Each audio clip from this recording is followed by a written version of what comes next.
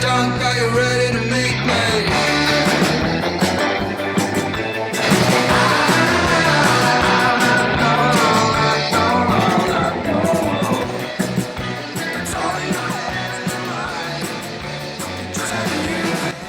Hola. Bonjour. Privet. Moi. Guten Tag. The heck are you doing? Good day. However you say it, everybody. Welcome to the Normal Not Normal podcast with myself, James Phelps. And me, Oliver Phelps. Guys, thank you so much for joining us today. Now, if you're wondering why I said the first two there are a bit more husky, it's because somebody actually asked me to the other day. They said, when you say privet, maybe say it a bit more, a bit more rugged. So I tried to. I probably sounded not very well. But anyway, I gave it a go. You sounded like an old man who smoked 50 a day, who's, the ones who won't leave you alone when you go to a pub. Right, well, in this series, we're talking to some of our favourite people to find out what normal means to them and ask, does normal even exist? And in this episode, we're talking to Hollie Arnold MBE, self-described, and I think very fitting, Javelin Queen, Paralympian champion, and reality TV contestant. Yes, so Hollie qualifies for the Paralympics because she was born with as a right forearm. And over the years, she's won many, many gold medals and broken multiple world records for throwing the javelin. And in 2020, she also appeared on the UK reality TV show I'm a Celebrity, and she inspired thousands when she opened up about her mum's depression. So we can't wait to be able to talk to her today. Yeah, she's a fantastic individual, a really, really bubbly person as well, which was really nice to get to know. And also, I'm always blown away by athletes, but we talk about it in the show, but I remember seeing her win her gold medal in Rio whilst smashing the world record in the process. It was a fantastic achievement, so we really hope you guys enjoy it just as much as we enjoy talking to her. We're sure you guys will absolutely love the interview as well. It's a very inspiring chat. As we say, she opens up about a whole range of stuff. So I'm sure a lot of people can take comfort and maybe even a bit of advice from some of the stuff, what's being said as well. But in the meantime, James, what have you been up to this week? I see you've got your Normal Not Normal official merchandise wearing right there, which is available, everybody, now at represent.com/normal not normal. Guys, thank you so much for all the positive response to it, and I'm so happy to see that there's already been a few orders made already. Yeah, it's been really good fun. I wear it with pride. It's good to show. It's been good fun. So this week I've been more stargazing, which has been good fun. I think, like I said at the end of the last one, I've got my new telescope. So I've been getting to know that more, astrophotography, which has been very good. Sitting outside with a blanket late at night, trying to catch some, because the moon is now, it was a full moon a couple of weeks ago, so it's not that great to go stargazing then because it takes up so much light. But as the moon goes more towards a crescent and a new moon, eventually it's easier to do stargazing. Random fact, but a did you know fact. My did you know fact for right now is, if you're trying to do some deep space stargazing, it's not great to attempt to do it during a full moon because there's too much light coming from the moon. Oh, right. Okay. Fair enough. What have you been up to? I had a real conscience moment the other day. When you just feel like really bad about doing something. So I put a new... it's like a garden room it's like a glorified shed pretty much at the bottom of my garden. And put it all up. All looks good. The guys were finishing off the other day and I got a knock on the door from the neighbour who lives, it's not like my neighbour, they live like backing on type thing. And the lady who lives there knocked on and just said, can I just ask what that is? And I said, yeah. So I showed her in the back garden and everything like that. And she was, oh right, okay. I just wish you told me that you were putting it up. And I was just like, oh, no, I didn't, did I? Which is one, bad form from me. I'll stand up from that one. I should have done that.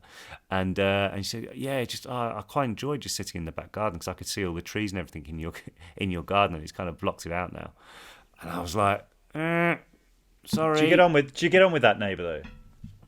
Well, that's the thing. We don't really talk too often. It's like a hello, how are you? And that's it.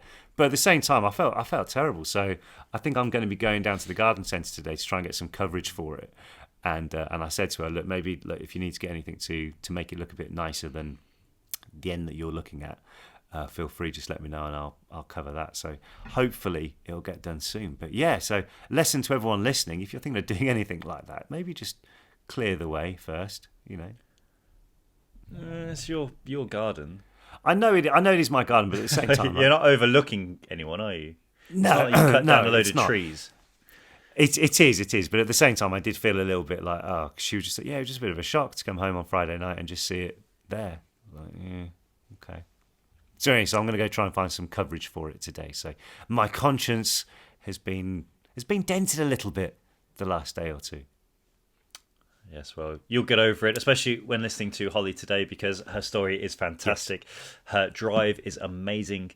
It's great to hear that. So, like Oliver said, she's a Paralympian, a para-athlete, and so she actually talks about how to start with. She was competing against able-bodied competitors in the javelin, and then goes on to be a world champion, a Paralympic champion. Basically, if you put a contest in front of her, she won it. So I think the Javelin Queen mantle is definitely worthwhile for her. So, hey, with all that being said, everybody, please welcome Hollie Arnold. Hollie, thank you very much for joining us this week. Thank you for having me. It's really exciting. Yeah, Hollie, as Jay said, thank you so much for joining us today. So how are you getting up to anyway? Yeah, I'm busy training, preparations ready for Tokyo, because fingers crossed Tokyo's going ahead. I'm currently competing for the first time since 2019 this Saturday. So I'm a little bit nervous. I'm excited. And I just want to get out there and blow the cobwebs away. It's been too long.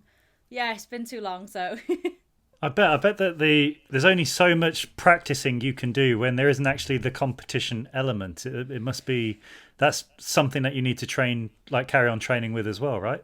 Yeah, I mean, obviously, in 2020 it was really hard. There was very limited training that I could do.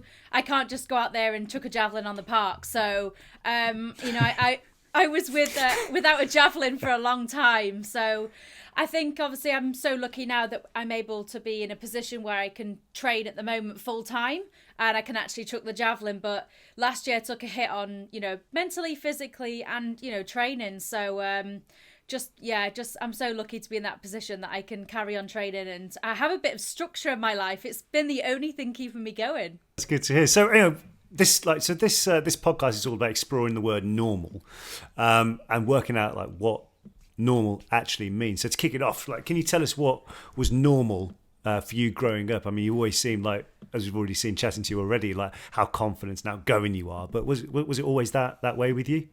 No, definitely not. And like I say, normal's not a word that I use in my vocabulary very often. But for me, I think the one time I ever felt normal was I went to it's a group called Reach, and it's a foundation and a charity that everybody with limb differences can go and they go on holiday together and they do activities. And that was the first time I ever met people who had a missing arm. So for me, it was like, whoa, there's a whole world out here that I never knew. And I guess silly things like, for me, being a girl, I love my hair, so tying my hair up, and the girls were just like, I can't do that. How do you do it? Teach me. And I'm like, okay. And just, I guess for me, that was probably the only time I ever felt normal, because everybody looked like me. And no, I've never, I might seem confident and outgoing. I am outgoing, but I think sometimes I'm quite a shy person. It's just depending on how I feel and how comfortable I can get, straight away. And obviously you guys are really cool. So I feel really happy to talk to you. And I was a little bit nervous beforehand, but there we are. I was going to say, and then you saw our setup and then thought, this is all right. I was like, yeah, I've got a microphone, I've got the headphones, I've got a towel on the laptop. It's all good. Amazing stuff. So I've got to ask, what did getting into sport, what got you into sport, and particularly the javelin? Because I remember trying it once at school, and I think I made it about 2 yards in front of me, and it didn't even land in the ground like you think it would do. It just went flat, and I failed horribly. But how did you get into the javelin? I love that. Everyone says that. Oh, I was terrible at javelin. Do you know what? It's like a really boring story, but, it's my story. So when I was about sort of 11, 12 years old, there was an event at where I used to live in Grimsby, and it was Cleethorpes, mainly known as Fish and Chips and the lovely seaside. So I went to that athletics club, and there was javelin, there was discus, there was shot put, there was running events, jumping events, and I had no idea really what all they were. So I just tried everything out. Me and my brother Ash, we went together because we're both sporty, and he picked up the javelin, as I thought, a big stick. He threw it and I was like, right, I'm gonna beat him. Little sister syndrome wants to beat my brother. And I just remember picking up the javelin and throwing it, and everyone was like, have you done this before? And I'm like, no, not at all. And yeah, kind of since then, I joined the Cleethorpes Athletics Club, and I not only did javelin, I did shot put, I did discus, and I did a few running, like, about 100 metres, 150 metres at that time, which I hated. I hate running. Ugh, not my sport. But and really, I only did that for about a year and a half. I was kicking on to around 13 years old. And I got the chance to go to Holland to compete for javelin, to potentially qualify for Beijing Paralympics in 2008. And at that time I wasn't on funding or anything. So my mum and dad came out and they paid for everything, all the flights, all the accommodation, the food. And luckily I actually went out there and qualified. But again, it's a big selection. So I was 13 at the time. So, and then a couple of months later, I was selected for Beijing Paralympics. So I'd gone from never picking up a javelin before, competing with able-bodied, not disabled athletes, then to just go to compete in Beijing in front of 90,000 people at 14 years old. It was like, okay, this is 0 to 100, but whatever, I'll go with it. So yeah, it was a good journey to start with. I'll give you that. I was going to ask, were you competing against able-bodied people when you were first competing and everything? Yeah. And so yeah. what is and was it? Did you stick with the javelin because that's what you were really good at compared to the discus? Or again, discus, I remember being told to leave the playing field because I tried to throw it like a frisbee, which I wasn't. Our old PE teacher was a proper old school. No, you don't do it like that. And, do it this way. Yeah. Yeah, exactly. I've always loved, discus and shot put, but for me, and really for my event, so my classification is F46, so the F obviously stands for field and the T would stand for track, so it's T and F, track and field. And my disability is obviously I'm missing a right forearm, so that's what the 46 class is classed for the arm amputees. And they don't have any other throwing events in our classification, so javelin was the only one. But really, for me at the time, I had no idea I wanted to be a Paralympian, let alone potentially win gold medals. So I just loved the javelin. I felt like it was the only time where I felt me, where I felt like I could do something and nothing else mattered apart from just throwing the javelin and how it made me feel. And I guess that's sometimes, not always the case, because sometimes it's a love-hate relationship with javelin. But, most of the times I love what I do. Brilliant. Because I was going to ask, you kind of answered it beforehand, but I was going to say, was there a time when you were, I was going to say, yes, spoiler. Was there a time, though, when you were younger, when it became clear, I'm really good at this, I'm definitely going to be successful with them? Say, 2 years before that, would you ever have envisaged yourself, A, picking up the javelin, and B, having it be such a defining thing about your character at the time, and obviously subsequently go on to be as well?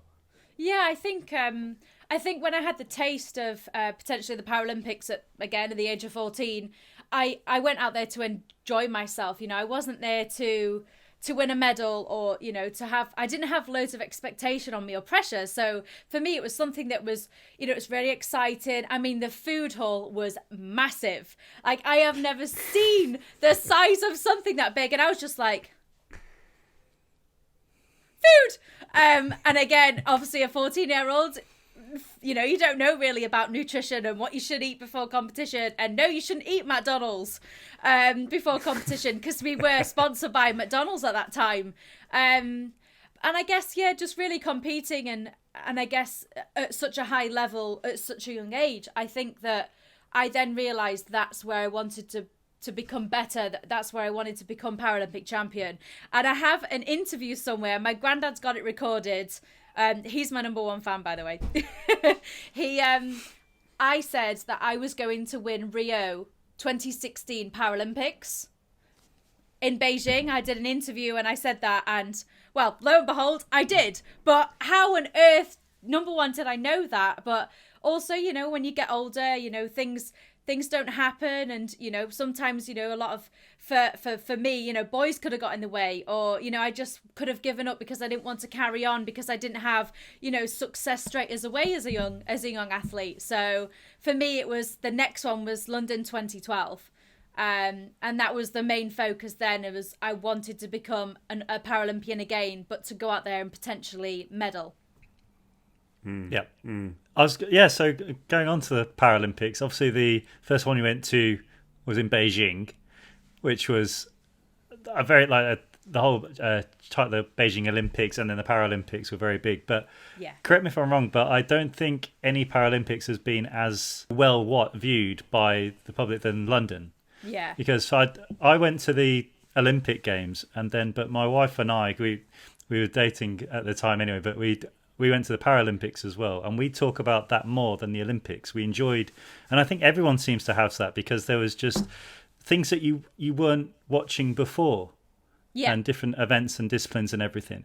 But we enjoyed that so much more. And what was that like, standing in all the different Paralympic stadiums you've been to, but especially London?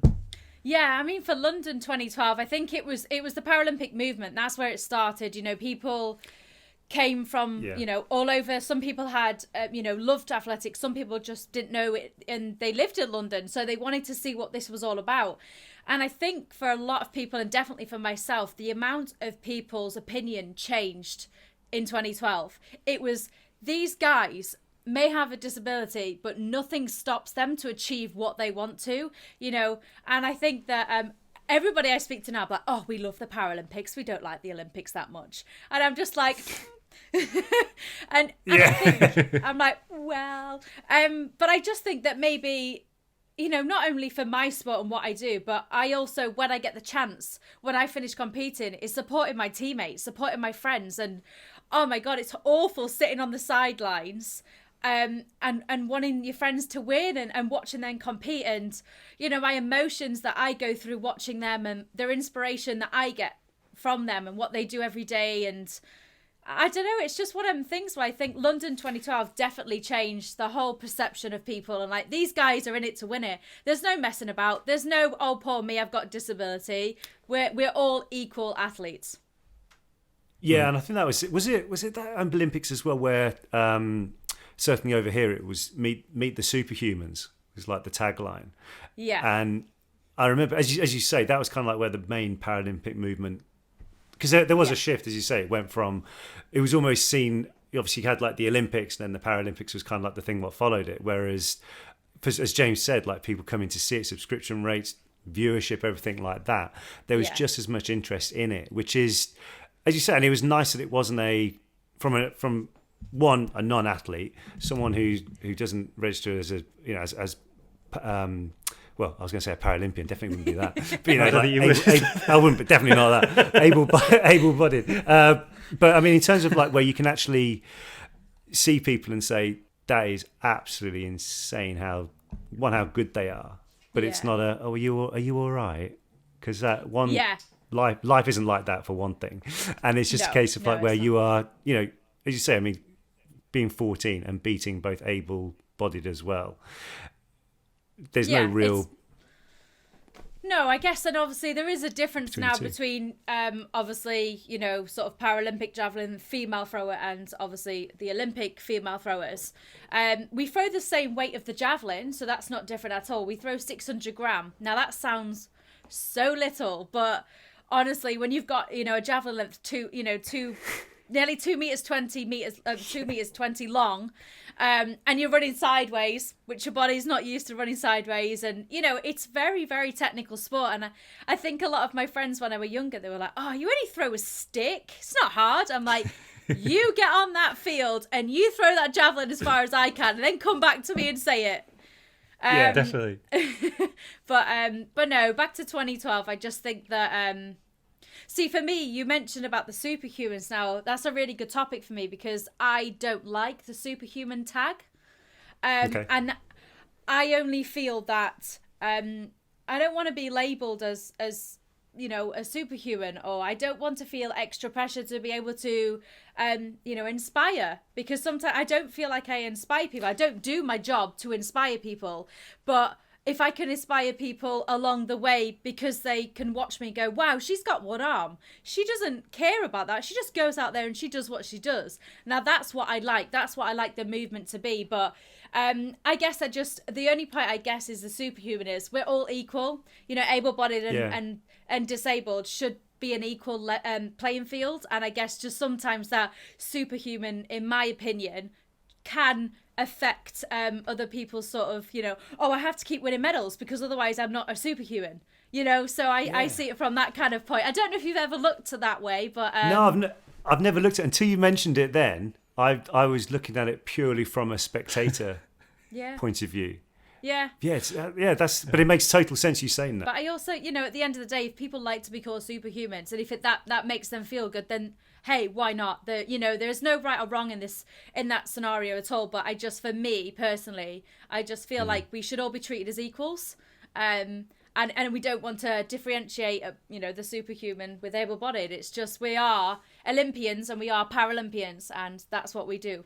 I really don't want to bring it down or anything, but can I just ask, talking about London, you probably know what I'm going to say. Well, with I know you were still a young athlete at the time. So was there pressure? Did you put pressure on yourself to medal? Yeah. And because it was a home games, and because was it fifth you ended up in the end? Yeah. So it was just off the fifth. Yeah. Yeah. So just off. What can I ask? What was that like for you personally? Did that make you want to pack it in, or did that just give you more drive for knowing that the next one's in 4 year times in Brazil, you would go all the way? I took 2012 really harsh. Obviously I put incredibly amounts of pressure on myself. I'm so bad for it. I still do it now. I put too much pressure on myself. But at home games where your family and your friends and anybody can come and see you, I just felt like I had the sort of medal pressure, my home pressure, my self pressure, and unfortunately I was 18. So I was 18 in London 2012, and my when I was going into the Paralympics, where my distance was at that time, it was about 33.5 meters. So, and the world record at that time was 41.15. So there was a hell of a gap there. But I guess at the time, the coach I was with was very much like, you're going to win a medal. You're going to win a medal. But I didn't believe that I could win a medal because it was, I was so far off it. And, number one was 41.15. Number two was 41.11, I think. And then number third, bronze medal position was 39.5 meters. And I ended up throwing a personal best of 36.5 meters, which is incredible. But at the time, it was like, I'm not good enough. I'm never going to win a medal. I'm never going to be Paralympic champion. And I took that really harshly, and I shouldn't have. I was 18 years old in my second Paralympics in front of my home crowd. I came fifth with a lifetime best. Why couldn't I be happy? But of nature of an athlete, I want more. So I think I kind of sat down and I was really sad. When I saw my parents and my family after, I was crying. I was an absolute mess. And I was like, I'm so sorry I've let you down. And they were like, what are you talking about? I was like, I've let you down. I'm not good enough. And they were like, will you shut up? We are so proud of you, no matter what you win or where you come or what you do in life. We're just so proud of you. And I think it took me a couple of months to realize that I'm an Arnold. I don't give up. That's not in my nature. So I sat down and we spoke to my mum and dad, and we had a serious discussion about moving.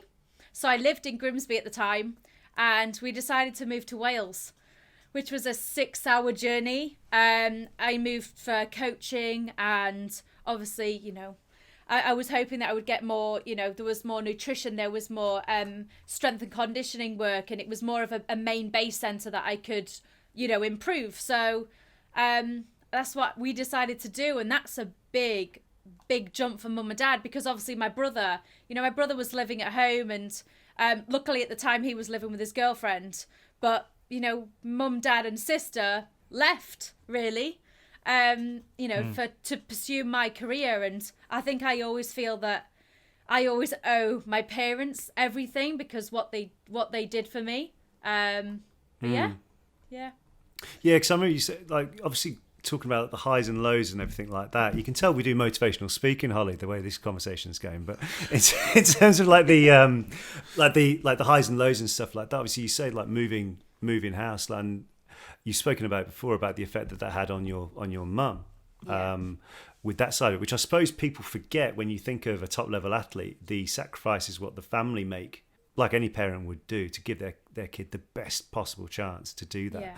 But your mum obviously when you moved to Wales, not finding it too easy. How did that for you growing up with like your mum? And feel free to say if you're not happy to speak about it. You know, how was that for you? Because I bet there's a lot of people listening whose parents do suffer with mental health, be it anxiety, be it depression or anything like that. So that if their parents are going through that, how did you notice it or find out about it, and two, how did you deal with it, support and everything attached with that?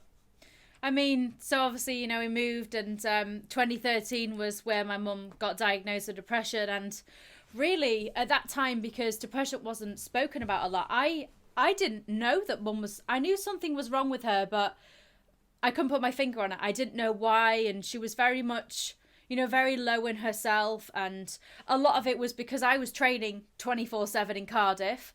My dad worked abroad. And my brother, of course, was in Grimsby. Mum was away from her family, her friends.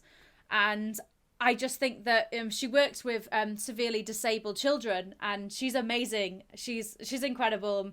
And she just has that, you know, really amazing nature about her. And I guess that even though work was hard for her, you know, any tiny of little reward, she took that, and, you know, that she made a difference in that day. But again, it came with challenges. She was kicked, she was punched. And I think just everything came on top of her, and she just snapped. And I remember one day, my dad he wasn't shouting, he was being loud. And I came downstairs and I was like, what's going on? And he was like, show her. And I was like, show me what? And I didn't realise, because she was wearing my dad's clothes, which she never does, which is, again, looking back, is a big sign, is she went down to 7 stone. Like, my mum's 5'8", and she's usually around 9 stone, you know, she's pretty healthy. Wow. And she'd lost a lot of weight. I mean, she looks smaller in the face, but sometimes when you hide that with, lots of layers, I didn't notice. And I was, at that point, I said to Dad, you know, something's wrong, really, really wrong.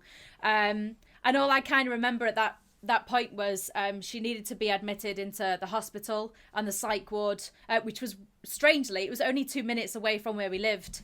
And at that moment, I didn't want to say goodbye to her. I didn't want to take her to that place, because it was like, that was saying goodbye. So I was like, I'm not doing it because she's going to come back.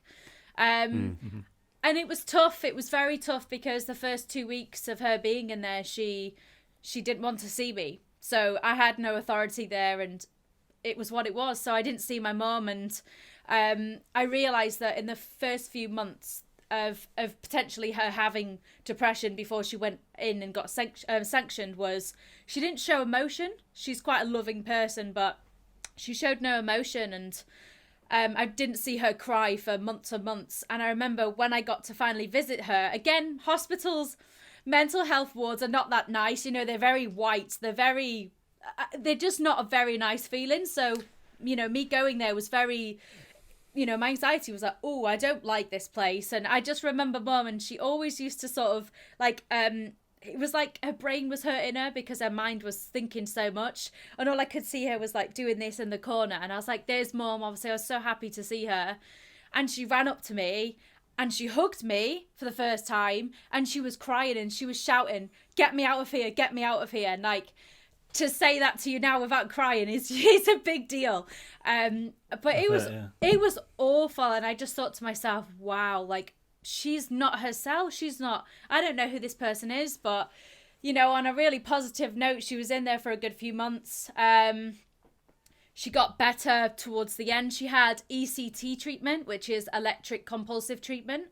That saved her life. You know, she had 6 treatments, which, we're really, it's kind of like zapping the brain. It's trying to get rid of the bad, the bad thoughts and the bad like hormone balance in your brain, and that's what it's trying to do.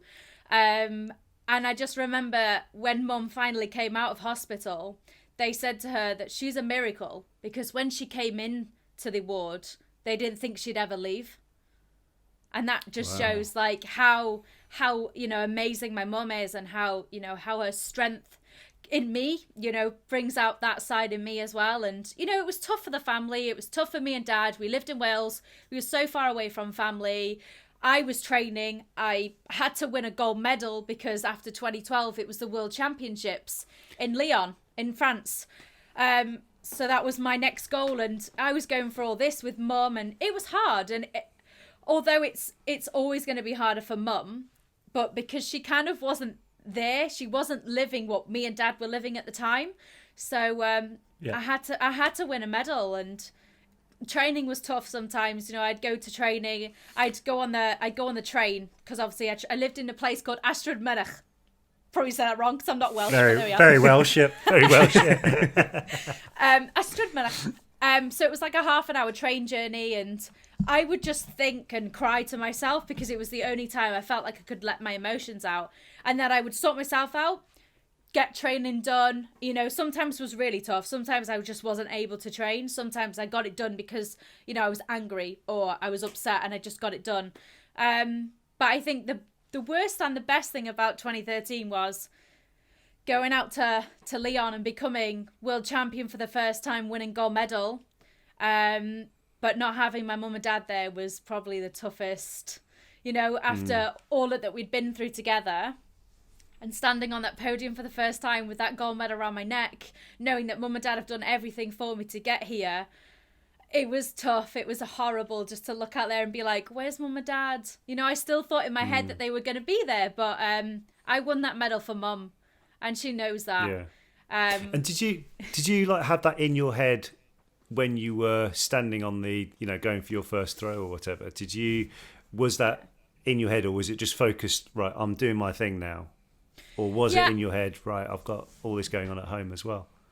I think when I was out in Lyon, preparing for the competition, it was, I'm in like the bubble now, so I need to focus on what I'm doing here. Dad's looking after Mum. I know she's as safe as she can be at the moment. So it was like, I guess really it was a little bit of a safe haven bubble for me. I felt like I could move away from this little part of my life that I just needed to detract from, and then focus on, what was now. And I think that really helped me. But my first throw, of course, being on the, I kind of looked up in the sky and knew that Mum's going to be there. I know she's watching me on TV because she came out of hospital. So she was allowed to watch me on TV. So I know, I knew she was there in spirit kind of. So, and obviously when I won the medal, and it just seems so long ago now, 2013, but I do remember it. And I just remember thinking like, I've done this for you, and she knows that I've done that for her. Because obviously I'm so proud of what she's done and how she's achieved what she's gone through as well. So at the end of the day, I know that people say, oh, you should always do it for yourself, but that medal was for her, and it'll always be for her. Thank you very much for sharing that with us, Holly. No, my pleasure. I was going to ask Holly, I mean, would you have any advice for anyone like who's listening, whose parents or guardians may be struggling with any mental health issues? Like, obviously it can be a lonely place for the child. Is there any advice that you would give them? I think for me, obviously as a child myself, really was to open up and talk about that. And it's just to be supportive, because at the time we didn't really know what was going on with Mum. And there's so much more knowledge and understanding about depression now, and mental health and anxieties, and there's so many helplines out there that you can talk, call and talk to. And for me, is I still have like my demons and my battles with the past, because obviously the past hurt me and it was tough for all of us, but I talk about it, and sitting here with you guys today talking about it, it's the best thing ever that anybody could do. If you feel alone or you feel afraid and you don't understand why you feel like this, is pick up the phone and talk to somebody. And if you don't have a friend that you don't feel that you're able to talk to, then you do have helplines. You have so many people there to support you, and it's just trying to open your mind to realize that there is people there who they want to support you. And I guess that we never knew that back then. I guess we just relied on our family to sort of for support. But there's so many TV programs about it now and documentaries. And I watched Ronan Kemp's one a couple of weeks back, and that was amazing, absolutely fantastic. And I didn't stop crying for the whole entire hour, honestly.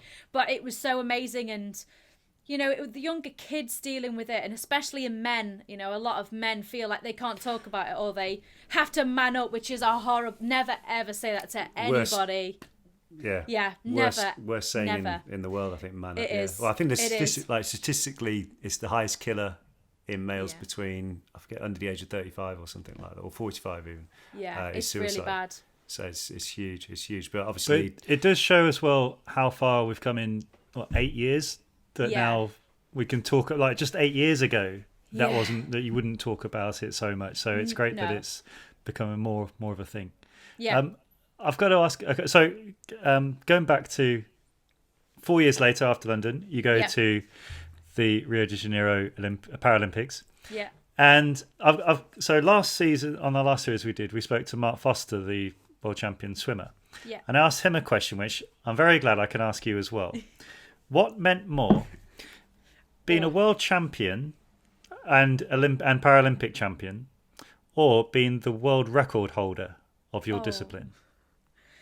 And I know that you did both to get that. I mean, you just had to show off, and you did it twice, right? Yeah. Okay. So that's a really tough. Do you know what? A couple of years ago, I would have said the world record, but now, being the athlete I am and completely grown up, is that world records are there to be broken, but medals are there for keeps. And I really realized that, because the world records are there to be broken. They're there to fight for, but gold medals, all the medals that I've won, they're all mine. No one can ever take that away. No one can ever take away that I was world champion and Paralympic champion and European champion and Commonwealth champion. No one can take that away. So for me, it's the gold medals that mean everything. Yeah, because I still remember watching when you won your gold. And I'm one of these people where I'll sit on the sofa for pretty much the 8 weeks of the Olympics and the Paralympics, and I'll just start welling up for no reason when you see someone performing. I remember to this day watching you, and I can remember welling up like she's won she broke world record, and then she's gonna win. Then when obviously you got to your 5th one, and then you smashed it again. It's like just to add it in. It was so incredible to watch, and I guess for that moment to know that you've thrown that javelin further than anyone else in history in your discipline. Yeah. Like that must be, surely you must get a special medal for that as well somewhere, even if it's made of chocolate or something. Well, obviously, Rio 2016 was incredible, because not only I became Paralympic champion for the first time, I broke the world record that I'd been chasing, really, let's be honest, since 2008. So it was, a good 8 years. It was a long slog, and but I wouldn't have it anyway, because I feel like my journey hasn't been all the way up. I've had very up and down moments, and that's just life. But I think, being able to break the world record 2 or 3 times in the space of the 6 throws that we had was just incredible. And I just remember the first throw that I did, because I was actually injured before I went to Rio. So I had injured my throwing shoulder, and I wasn't allowed to throw for about 3 or 4 months. So I had no idea what was going to happen when I picked the javelin up. Luckily, in the warm-up throws, it went pretty far, and I was like, okay, we'll deal with that. Okay, that's fine. And I just remember, obviously, when the world record was, I think it was 41.65. My memory's not that great, but I have that in my head. I think that was the first time. And obviously I was so emotional. It was so hot. It was like 40 degrees. My face was melting. And everything was just, and my emotions, I was like, okay, you need to calm down, crying, calm yourself down. And obviously my mum, my dad, my boyfriend, my brother and his mum, they were all over there, and I could see them, and they were like jumping up and down in the flags. And I was like, calm down, guys. I've got like 4 or 5 more throws. Chill your beans.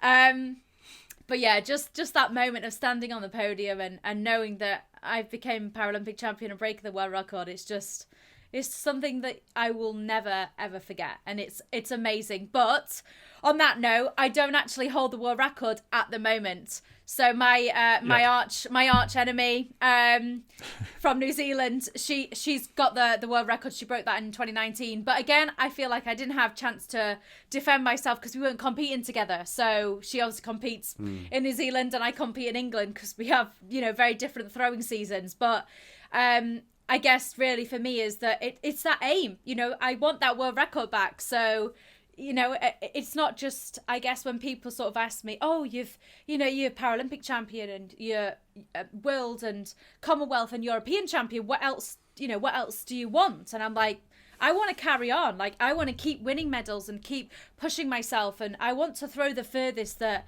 any F46 female has. And that's in my sights. And I think actually for the Paralympics, the furthest throw out of all of the classifications is 46 meters. So if I can throw over 46 meters, I would be the furthest person in the whole entire category that can throw as far. Now that's for me, that's my aspiration.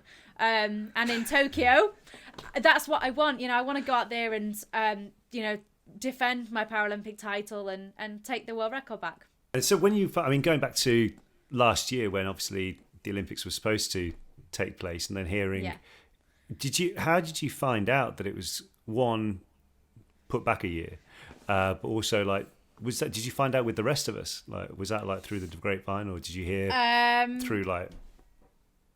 How I found out, I was on Twitter, and I was really sort of. I was really adamant that it was going ahead. And I remember my boyfriend Josh was like, Hol, you really need to be prepared to potentially the Paralympics might not be going ahead. I'm like, no, don't talk to me about it. No, it's going ahead. It's fine.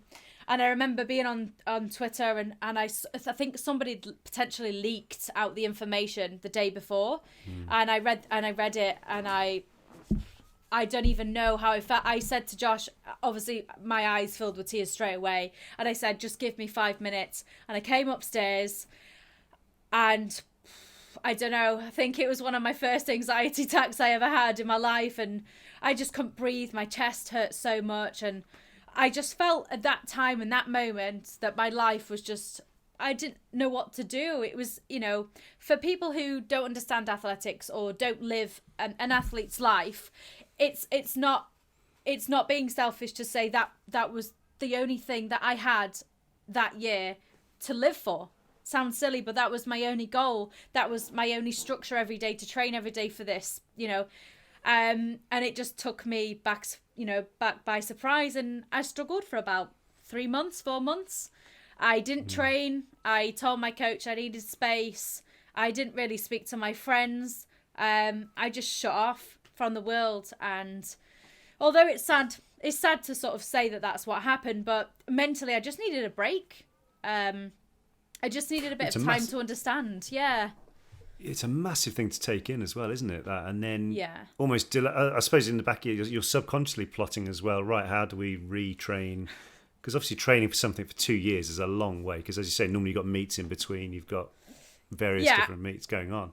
And I guess not to have that is... Sorry, yeah. No, and like you say, obviously, in people's head, that might be, it's a 4-year cycle, but it's not. I've been training them for this my whole entire life. So it's not that, it's not a 4-year cycle at all. I've trained since 2008, since now, to get where I am. So it's never we don't have breaks. We don't have jollies in between. It's, every year we've got something. We've got a Paralympics, we've got World Championships, we've got Europeans, and a World. So it's a constant cycle for us. And I think that I guess I felt really selfish as well. I felt like, oh my God, the world's in such a horrendous place right now, and people are in such worse positions than me. And it was just that I just self-indulged for that, that second I felt like the world crashed down on me. And I was like, actually, Hull, take a step back. You potentially have Tokyo in 2021.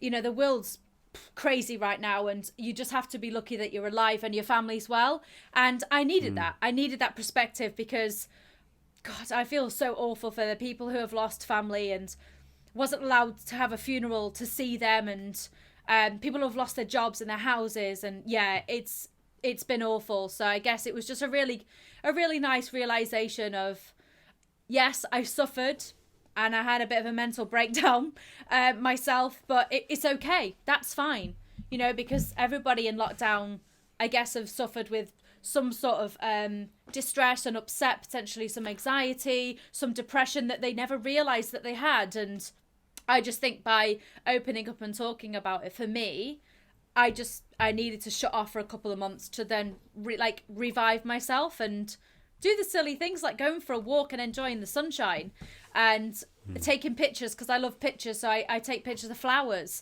and just like appreciate the world sometimes. And I started getting better and better and slowly getting back into a little bit of training. But yeah, it took its hit on me. I will admit that, but it's life. Yeah, well, yeah, it is. And also as well, like what we've learned from chatting to people like yourself throughout this season is that it's your normality that, without comparing it to, as you say, all the horrible stuff, what's happened to other people, your normality was totally turned upside down. So it's fully understandable that would have an impact on you.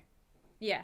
But, we get a second chance, and that's what I was trying to keep in my head was, okay, it's just get back to training and enjoy it again. And I think having people and my coach to understand and support me around that time has made the difference between me potentially not quitting. I never really, my goal was always Tokyo. And even when last year happened, it still was Tokyo. But I thought to myself, I've been doing this for so long now, and I feel like I'm getting old. I'm not. I'm 27 this year, but I've been doing it for so long. I just feel like I wake up some mornings to feel like I'm 80 years old. My body hurts all the time, but yeah, I think it was just trying to creaking on the way to training. Yeah, just click the neck and I feel fine. But yeah, and I think it was just nice to understand that everybody needs them down days. Everybody needs to have a little bit of break from social media and normality in life, and just do what's right for you. And sometimes other people might see that as being selfish, but everybody needs to put you first. Everybody has to put themselves first, at one point in their life. And for me, I hope that my friends will agree with this. And hopefully if they listen to this, that I am a very caring person, a loving person, and I do put my friends and family first in front of me. But there is sometimes, like last year, where I had to put myself first, and I made myself better. I was the only one who could fix me. And I say fix me, well, slightly fixed, but, I'm a lot better, so. I guess, yeah, but like you say, though, it's easy for everybody else to say, oh, it's all right, they're going to happen next year, you'll be okay. But that's another year of training, that's another year of everything that I'm mentally getting ready for it, yeah. So in that free time that you had, shall we say, is that how you ended up doing the I'm a Celebrity in Wales? Yeah, that was such a strange, it's amazing. So, obviously sort of last year, end of March, beginning of April, my agent sat me down and said, can we have a video call? We need to talk to you about a potential opportunity. I was like, okay. So they sat down and we had a conversation via Zoom, and they were like, okay, so it's quite a big show. And I was like, okay. They were like, we really like it. We hope you're going to like it. And I was like, can you just tell me, please? The suspension's killing me over here. And they were like, I'm a Celebrity. And I was like, my first thought was, no way. I'm not doing it. I am not made for that. And the funny thing is, and I swear down, and hopefully my boyfriend will vouch for this one day, is the day before my phone call, we were sat outside in the garden, again, because it was stunning weather. a spider was on me, and I was like, I hate spiders. I was like screaming. And he was like, oh my God, what's wrong with you? And I said, God, I don't know how people do I'm a celebrity. I honestly, I swear down, I said that, and he was just laughing at me. And then the next day, that happened, and I was just like, this is so weird. So he was upstairs working. I ran to him. I was like, guess what? And he was like, what? And I was like, I've potentially been asked to go on I'm a Celebrity. And his face was like, what? I was like, yeah, I know. And then he was like, we literally just said. I was like, I know. So yeah, and then it was just a very long few months of, at that time it was Australia. So I was going to Australia at that time. We had lots of conversations. There was lots of conversation between my agent and the producers, and they always kept us in the loop. But I didn't know until literally, about a month before that I was going. So we had a Zoom call, and they told us about, we can't go ahead with Australia because it's just too difficult. It's too dangerous. There's too much isolation involved. So it's potentially somewhere else. And they had a picture of the castle, but they didn't tell us where it was. So, of course, me, being sneaky, took a little photo of the castle. It's fine now. It's out in the open. And I was like, I'm going to find where this is, because it looked like a Wales or a Scotland, because it was very rural. So I was like, this got to be somewhere like that. Anyway, we Googled it. My boyfriend's Welsh. He lives in Swansea, so he found it, and he was like, it's North Wales. I was like, no way. This is crazy. It's in Wales. Obviously, we kept that on the down low because I wasn't allowed to tell anybody anyway. And that was really hard for me because I wasn't allowed to tell people. So there's only a few selected people that I had to tell. Of course, there was my coach, Dave, and their head coach for the Paralympics, who looks after me, because obviously I would be taking time out of training. So, but again, at this time, I still didn't know I was going. So I was like, oh, my anxiety for the roof all the time. Every time my agent rang me, I was like, hello, am I going? What is it? And she was like, yeah, it's not about that. And I'm like, oh, okay. Oh. But I just remember that moment where I'd done training and I was having treatment, and then I was just about to get in my car and she rang me, and I was like, and I was like, hi, Joe. And she said, like, her voice was really monotone. So I was like, I don't know if this is good or bad. She was like, are you sat down? And I was like, yeah, I'm sat down. Why? And she was like, I've got something to tell you. And I was like, and she was like, honestly, it felt like 30 seconds to like 4 years. Yeah. And she was like, you're in. And I was like, I'm not going to say what I said. But I was so happy. I was just like, oh my God, no way. I was just like, how is this real? How is this opportunity, arrive for me? This is just crazy. I'm an athlete, and I never feel like, especially disabled athletes or Paralympians get that opportunity to do something like that. And to be able to go on I'm a Celebrity, to be the first Paralympian, the first disabled person to go on there, I felt so privileged. And do you know what? I loved it. I hated the beans and rice. I hated the fact that we shared one bathroom and it was smelt like God knows what. But it was the best thing I ever did. I absolutely loved it. So what would you say would be your best and worst moments from being on there? As you say, if it was absolutely, obviously, apart from the beans and rice and the lavatory facilities, what would you say would be like the highlights of it? I think the highlight was meeting the amazing people. Like, I knew most of them on the TV, I knew Mo, but I didn't know Mo to talk to. So I felt really out of my comfort zone. I don't feel like I'm a celebrity.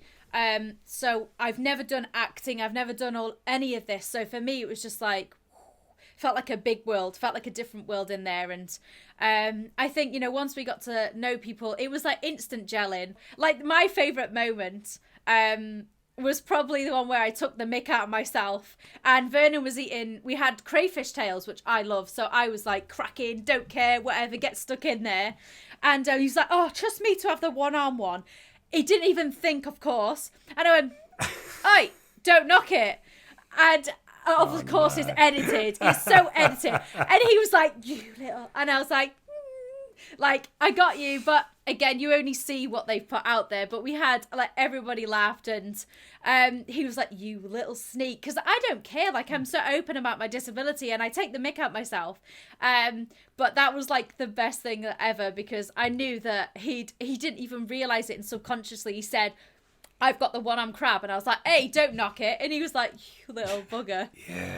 Yeah, love it. Loved it.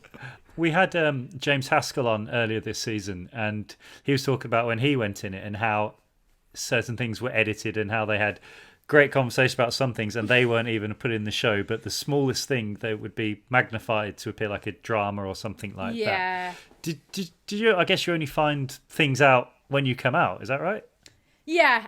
So for me, I guess my big thing was the whole thing about the MBE. Obviously we were told to say our full titles. So when they came to my house to film, I had to say, obviously, Hollie Arnold MBE, Paralympic champion, world champion, European champion, Commonwealth champion. So I had to say all that, and it took about 1,000 times to say that, because I was like, what am I again? I was like, I forgot. But we had to say that, and then obviously when we were split up in groups, I was with Bev, Shane, Mo, and AJ. And we had to say names, and I was like, it's Hollie Arnold MBE, because that's what we were told to say. So, of course, I don't use my title like that usually, and to be honest, I'm not ashamed of it at all, but I just don't use it. So it was very strange for me to say that. And when I came out, there was so much backlash about me saying MBE, and to be honest, it was it was upsetting, and there was lots of nasty comments and people making TikToks about me, and it hurt. It really hurt, because I was like, why are you sort of being like that when it's just an achievement? I should be proud of that, Yeah. Why should I? How many people can say they're added title member of British Empire on the end of it? Yeah. Because obviously they don't just you achieve that. That is something there's no different to that achievement to something else being said, as you say, and that's a real shame. It's almost a poppy syndrome, a poppy field syndrome. People have got to be cut down in size because of, as you say, doing what you were told to do as well. Yeah, exactly. And I think just I got awarded that MBE because of winning the Paralympics in Rio 2016. So for me, I didn't fully understand it, and I think that in one way I'm going to take the negatives, because I was like, okay, why people think I'm stuck up, and I'm like, I'm the least stuck up person you'll ever meet. And I was just like, people were quite rude and nasty and comments, and I just thought, you don't know me, like come on guys.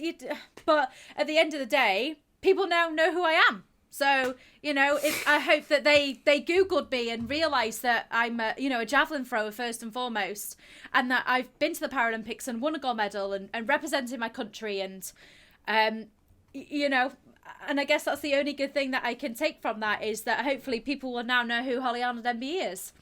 But it's just life. It's social media, unfortunately. Yeah, which is always the vocal minority, isn't it? Anyway. Yeah. But I guarantee you, somebody who watched that show would now has now taken up the javelin. Like that's a guarantee, isn't it? Someone will have gone and tried that out. So that's a great legacy for you to leave as well. Yeah, as long as they don't break your record when you get it back.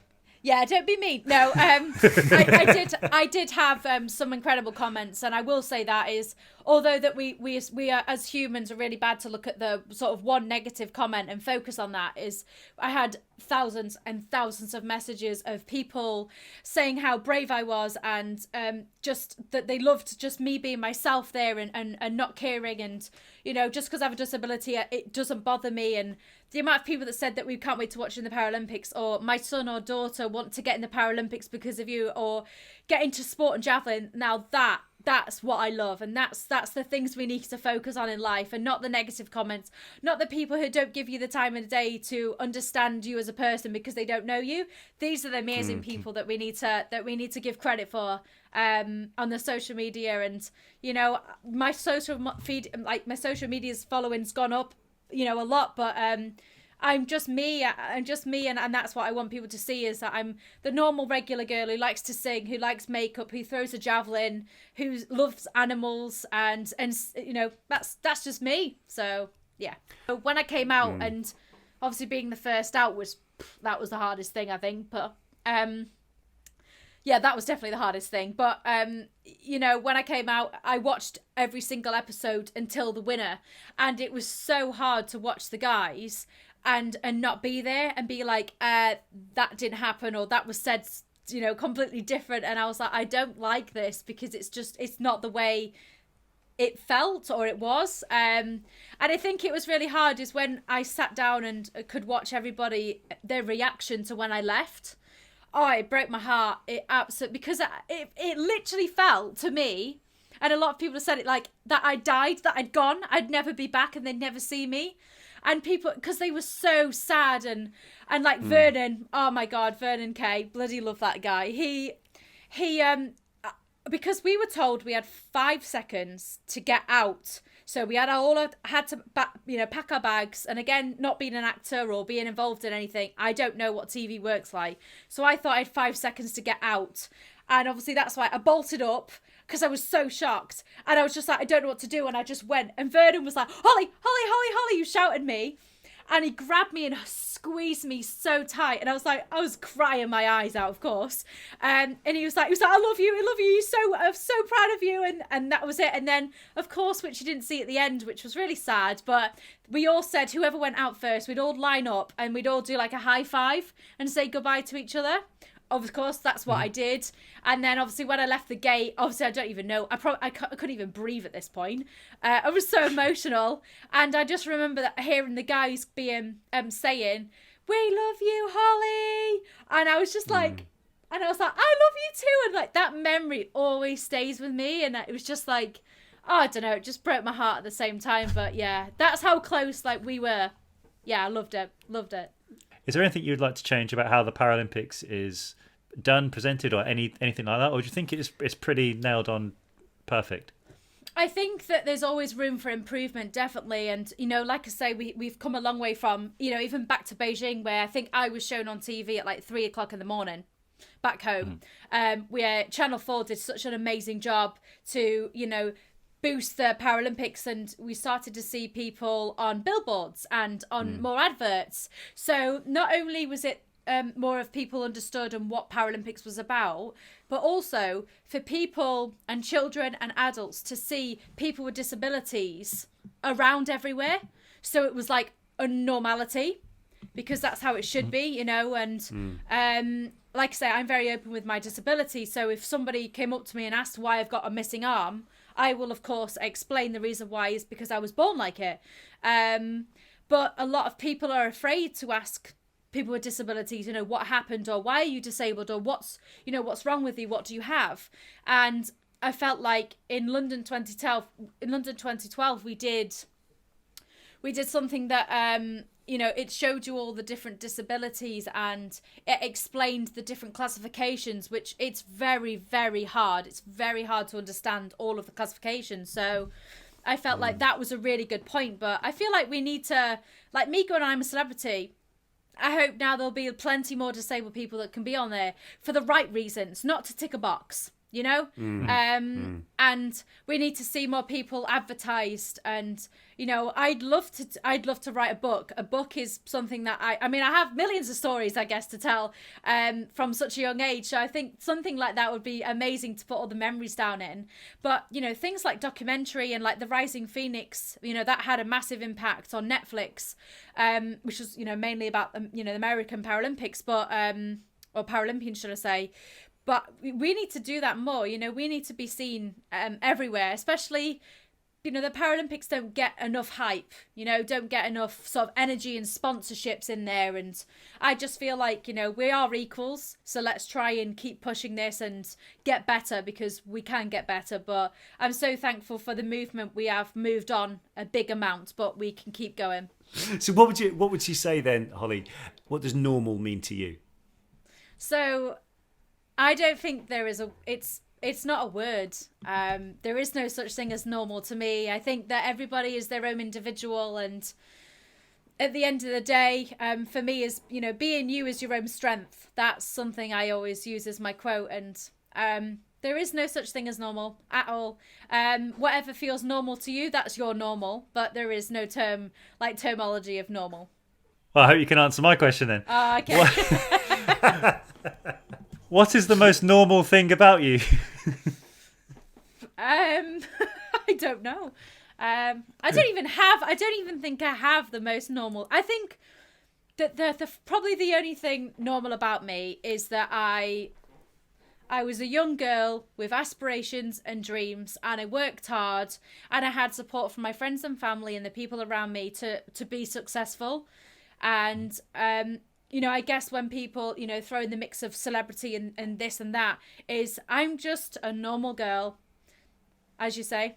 I'm just a girl who has dreams, who loves the javelin, and wants to live life to full. And that's what I do, and that's what I am. So on the flip side of this, then, what would you say is the least normal thing? Probably that I'm like. I was going to say, feel free to throw in any of your achievements as well. World champion, Paralympic champion. I don't want to say too much because I don't want the haters to hate. Like, yeah, we get it, and you know we're going to edit it as well. That's it. Nah. I don't know. I think I'm really critical of myself, and I think sometimes that becomes really negative. As we're always potentially told how to look. We're meant to look a certain way as an athlete, and I'm a thrower. I don't know what people think of throwers when they look at throwers or they see throwers, but I guess most people don't see throwers as being a girly girl, who loves makeup. They might think throwers quite manly, and I'm the polar opposite. I make sure that I have my brows, that I have my nails done, which aren't done at the moment. And just to feel me, because if I feel good, then I hopefully will compete good. And it's nothing to do with being vain or, to self-indulge in what I look like. It's just it's a ritual that I do. It's just to make me feel better. But yeah, I should be less critical of myself and be proud of my achievements, because I have achieved a lot. And although that I wouldn't be where I am today if it wasn't for my parents, that I still should be really proud of what I've achieved. And as long as I can keep making my family proud and my friends proud, then that's what I care about. Amazing. Very well answered, those. I would say that was They're not scripted at all. I promise you. No, it's good. It's good. So I've got something which I call the 3 a.m. questions. Basically, quick fire, but the right answer comes to you when you can't sleep at 3 a.m. Okay. So the first one is, what is your favourite food? Oh, crisps. Ooh. Is that food? Any specific? Any flavour exactly? Yes. Well, my favourite food is steak. I love steak. But if you're going to go crisps or steak, I love anything. Doritos, Walkers, Quavers, What's-Its, you name it. Pretty much love everything. Nice. What is your favourite book? Bridget Jones. I love Bridget Nice. Jones. I don't read a lot of books, and I really wish I would, because they're amazing, and like I say, especially a lot of people told me to read Harry Potter books because they are incredible, and I was just like, they're so big and there's so many of them. But I am reading a lot more now, but my Bridget Jones was like my first ever book read, and because I loved the film, it was my favourite book. Yeah. Well, when you go on your long journey to Japan, you could download the audiobooks of Potter. Yeah, that's true. That'll get by. Yeah, I'll do that. And when everyone's listening to music to psych himself up, you can be listening to the Chamber of Secrets or something. What is your favourite song? Yeah, my favourite song is Andrea Day, Rise Up. It's my favourite song. It's really emotional. It's really empowering, and I just love her voice. Very good. What is your favourite film? Oh, am I going to have to say Harry Potter? Because I do love Harry Potter. My favourite film. I've got I'm going to have to say The Grinch. I love The Grinch. Which one? Yep. Which one? The Jim Carrey one or the animated one? The only one. There's only one of them, which is Jim Carrey. It's like, I don't even know. It just makes me so happy. And sometimes I feel like the Grinch, because I'm such a people person, but at the same time, like I sometimes feel like I hate people. I don't want to be around people, so I feel like I am the Grinch sometimes. Yeah. I saw a quote once where it said, "Just to be clear, the Grinch." I saw a quote once saying, "Just to be clear, the Grinch didn't hate Christmas; he hates people," Yeah. which is valid. Definitely, if I'm on an aeroplane. And what is your favourite quote? And I know you said it. I think you said it earlier. Yeah, my favourite quote is "Be you. That's your strength." Fantastic. That's a great Short way and sweet. to wrap this up. Yeah, no, but a really great one. But honestly, Hollie, thank you so much for joining us today. It's been really enjoyable, and I wish you nothing but success in Tokyo. Yeah. No, We'll take that. Well, thank that. you. Yeah, again, Hollie, thank you so much for joining us. Thank you so much for having me. Cheers. All the best. Cheers. Take Thanks care. a lot. Thank you. I really, really enjoyed that chat. Thank you so much, Hollie, for joining us. Her story into the sport that she's now a champion at. How many people can say that? It's really inspiring, and even the setbacks that she goes through on the way were just really inspiring to see. So thank you so much for joining us, and also sharing everything that goes on off the field. I guess it is. Field, yeah. Yeah. Yeah, especially I think as well, what was really interesting is how Hollie was saying, because you don't really think about, obviously you think about the athlete themselves, but as we mentioned in the show, the impact of what it takes for your parents to do that. Like, they relocated for Hollie to have the best chance of making it as a professional athlete, and the toll that took on the family as well. So being able to open up about that with everything that her mum went through, and as we said in the intro, hopefully people have been able to listen to this and just think, oh, maybe my parent isn't doing quite well, and just taking the steps to help that along the way, you know. And it sounded from what she was saying, how way down the rabbit hole her mum was into the depression, but luckily they were able to treat her, and it's just an important thing as well. I think one thing that people will definitely be aware that we're both advocates for mental health on this show, so it's just a great thing to be able to hear that side of it as well, and the positivity what comes out of looking after it, because it isn't just young people who are affected by it, and change of environments and things like that. So it was such an important story what she told. So Hollie, thank you so much for sharing it, and we're so glad to hear that your mum's doing better as well. Here. So I thought for my Did You Knows this week, as modelled here on my shirt, I could bring it all about the Paralympics and para-athlete movement. Yes. Ready to go. It's fun to learn. It's time for Did You Know? So, did you know the first Paralympic Games was in 1960 in Rome? And it was the first time it had been held alongside the Olympic Games, but at the time it was still known as the International Stoke Mandeville Games, which is Stoke Mandeville, for those who don't know, is a great hospital in England, which essentially where disabled people were encouraged to play sports as a form of rehabilitation or getting used to their new circumstances that they're in. And this is where we now come to the Paralympic movement as we are. And so the word Paralympic derives from the Greek perception of para, which stands for beside or alongside, and the words Olympic meaning Olympics, right? So that is why the Paralympics mean that the Paralympics and the Olympics can live side by side. Really? There's that. Yep, that is where Paralympics come from. No way.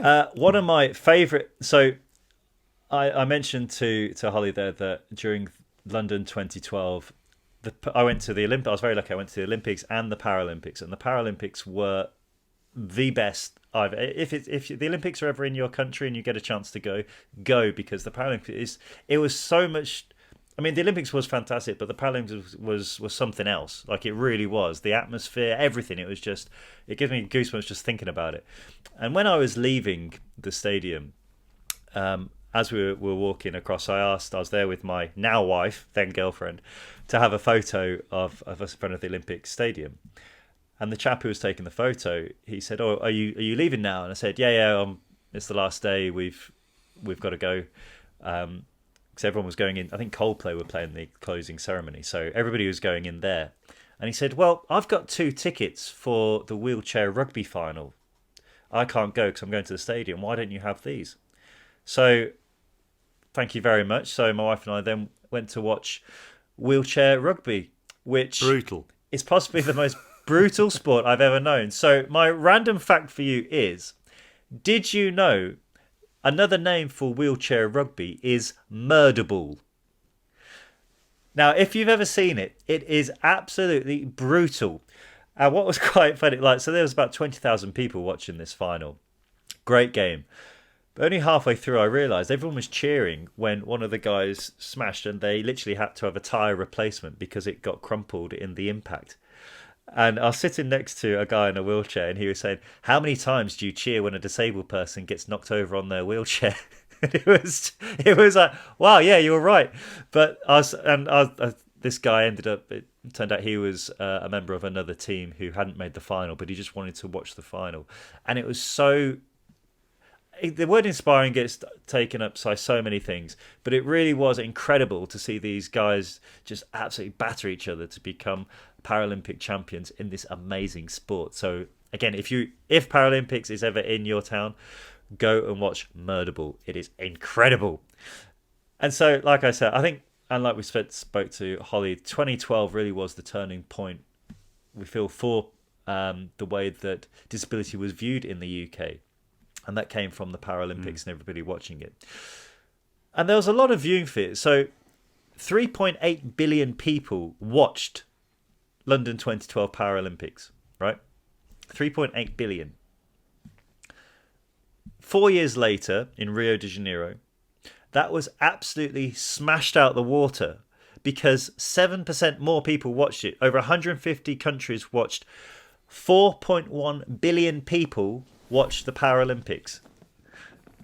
So it just shows that it is a growing event, festival of sport, shall we say. So I'm really excited to watch that when Tokyo comes along later this year. I hope that it gets even more support than that. So if you're going to watch the Olympics, keep sure to watch the weeks after the Paralympic Games. They are fantastic. That is my Did You Knows for the day. Boom. Is that how you're going to finish it from now on? Boom. I like it fresh. Yes. We're talking about fresh. It works. And also, I'm going to throw a bit of a Did You Know fact in there. I know that a lot of people have been saying, Oliver, you haven't ranted too much lately. It has been good. It's been all right, isn't it? I'm not really ranting too much, I would say, apart from I'll tell you what I did have the other day. I felt like a bit of a mug, actually. There was a cat what kept coming in my garden, and he's just like peas on. Oh, the owl didn't peas work, on the did same it? thing. No, I tell you, the owl is doing brilliantly. It scared the hell out of a pigeon. He didn't realise it was there. I probably shouldn't have been hiding in the window and going with it. But no, the owl is actually working quite well. Although the whole rotating head thing, that doesn't fly. Like, it doesn't work at all. But it's the owl is doing his job. Still need 2 names for the owls. Anyway, they're doing okay. But yeah, anyway, so this cat came in the garden, and when you kind of like can you just leave, because it walks in the same place every day, same marks, pees at the same location, kills the same bit of grass, goes away.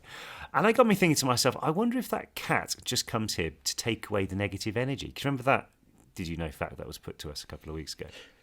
Yes. I was going to go out there and have a little vent to him, but he ran off, thankfully. So anyway, there we go. But guys, I just wanted to let everybody know, I don't know where I was going with that, but anyway, I just wanted to let everyone know that unfortunately, next week is the last episode of this season.